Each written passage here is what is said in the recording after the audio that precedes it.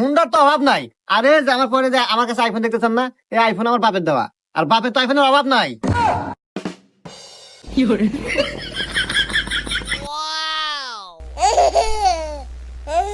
তাই আমি কি হরি না হরি এনে ভাবে আপনার লাভ নাই। এরকম বউ আমার বাপ 40টা পারলে পারলো। আমার বাপের কোনো কিছুর অভাব নাই। আর বাপের মানে আমার।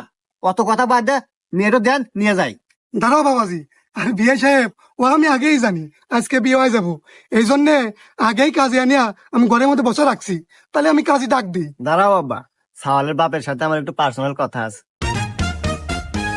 দেখছো বা তোমার বেটা বউ কি গুণিল কি ভদ্র, বিয়ের আগে তোমার কত সম্মান দিতেছে। পার্সোনাল কথা কব, যাও পার্সোনাল কথা কও যাও। আসেন আমরা ভিতরে যাই।